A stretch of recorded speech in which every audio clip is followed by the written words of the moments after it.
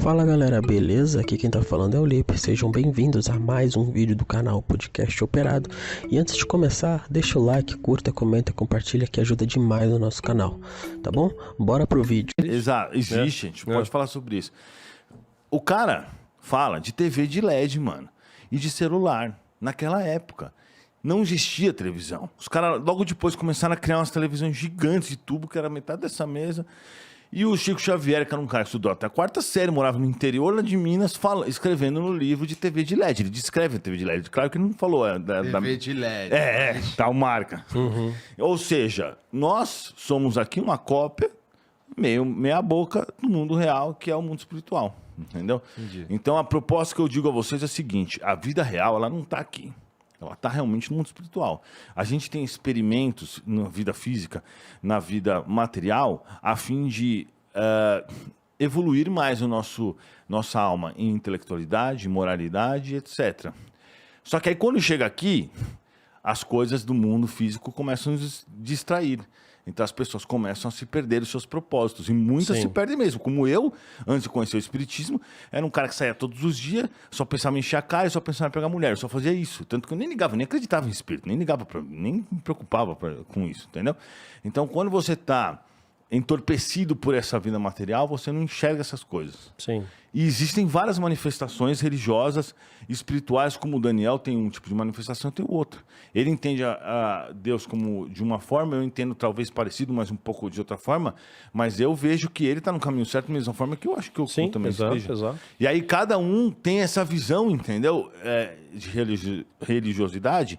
E eu creio que também que tem gente que nem acredita em Deus, mas também pode estar mais ou menos no caminho certo. Embora eu acho que não acreditar em Deus é meio difícil. Mas assim, tá cheio de ateu que é melhor do que muito espírita. Com toda certeza. Essa é a questão, né? Então a gente fala que o umbral é cheio de espírita. O umbral que seria o inferno. O que é cheio de religiosos, principalmente porque tem um conhecimento e não aplicam de forma coerente. Sim. Então Já que tu tocou nesse assunto de umbral, você mais cedo falou de que quando a gente dorme a gente sai do corpo e, sei lá, visita outros planetas e tal.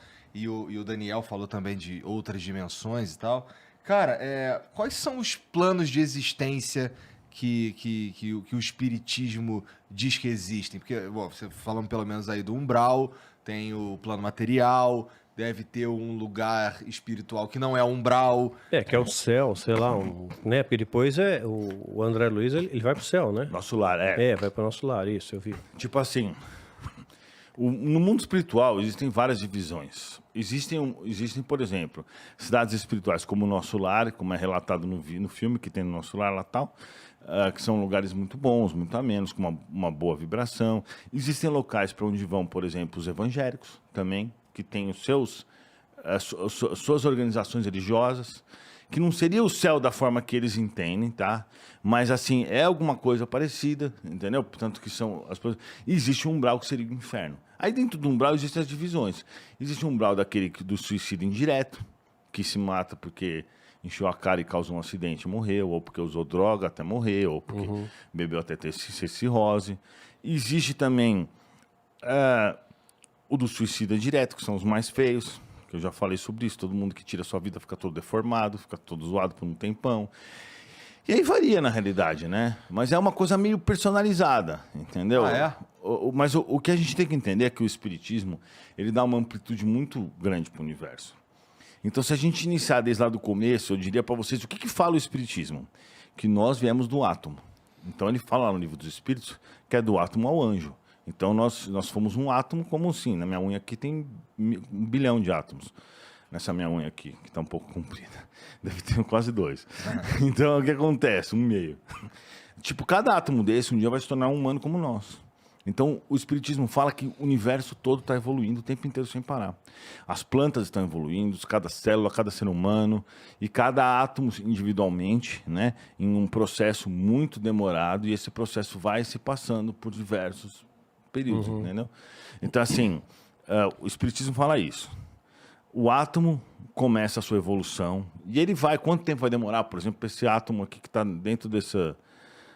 Eu nem sei, na verdade, exatamente como que é o processo, mas vamos dizer assim, para uma grama de uma rocha aí se dissipar. Quando acabar o planeta, daqui a bilhões de anos, E aí, depois disso, ela vai entrar em outro processo natural, e vai em processo natural, ela vai ser uma planta por várias vezes, e vai ser... Porque, na realidade, com todo respeito, tá? Mas na minha concepção, é o que tem lógica, é isso. Porque Deus não iria criar um anjo, um demônio. Claro que cada um tem uma opinião, tá, Daniel? Pelo amor de Deus. Claro, estamos aqui no respeito, sem eu dúvida. tô te falando mesmo, né? Eu tenho muita dúvida, então eu vou aproveitar o ensejo tá e certo. esclarecer. Eu tenho um monte de perguntas aqui na minha cabeça. E aí, assim, a evolução é algo contínuo e que acontece sempre.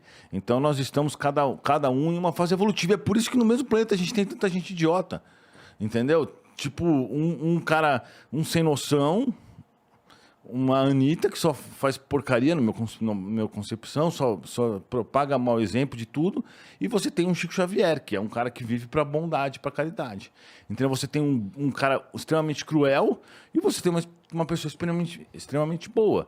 Porque nós estamos num planeta que existem diferenças evolutivas muito grandes. Inclusive, a ciência não fala que nós somos, por exemplo, biologicamente falando, a divisória entre...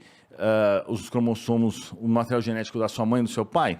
Sim. Se fosse só isso, ia ter Einstein toda hora, porque se o Einstein fosse a criação do material genético do pai e da mãe, em termos de inteligência, sendo que o pai e a mãe deles nem eram tão inteligentes, a alimentação hoje em dia é muito melhor. E estudo hoje em dia é muito melhor. Então tem muito mais gente, muito mais inteligente tendo filho, com um estudo melhor e com uma alimentação melhor. E não tem um monte de Einstein, porque a alma do Einstein já pré-existia antes daquela encarnação dele.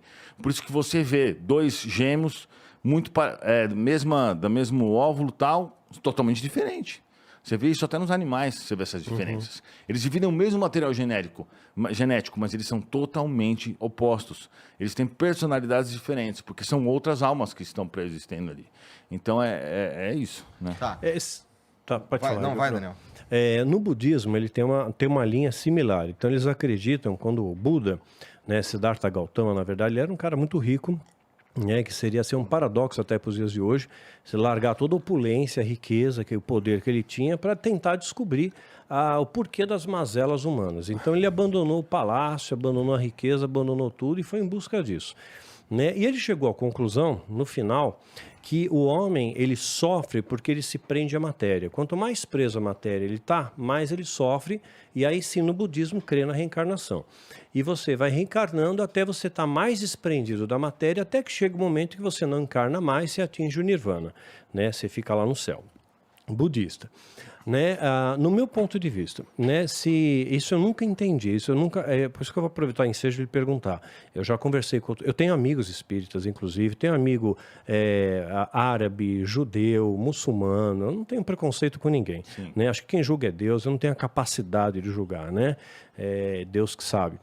Então, eu vejo uma coisa curiosa. Quando você olha assim hoje para o mundo, ele está pior. Ele piorou. Então, assim, se a gente está reencarnando para melhorar, para se aprimorar, por que o mundo está pior? Né? E a Bíblia fala que o amor está se esfriando, né? E eu vejo a maldade aumentando. E os alimentos, hoje em dia, apenas fazendo um adendo, você fala, a gente se alimenta melhor, tal. Claro, se quiser se você alimenta quiser, melhor. Porque senão o trigo está geneticamente modificado, a soja, sabe, agrotóxico, tudo isso aí está tudo ferrando o nosso organismo. Né? Quer dizer, então por que o mundo não está cada vez melhor e está cada vez pior? O que está acontecendo com a humanidade? Se a gente reencarna para melhorar, por que piora?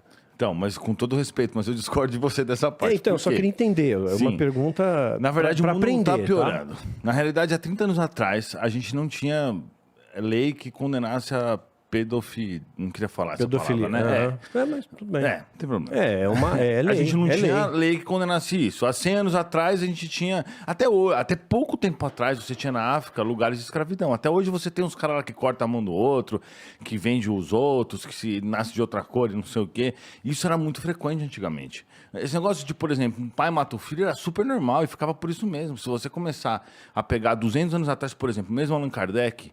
Tem um trecho que ele fala no Evangelho sobre os duelos. Ou seja, 200 anos atrás, era dentro da lei você virar ponto do cara e falar assim, você me desafiou, nós vamos duelar até a morte.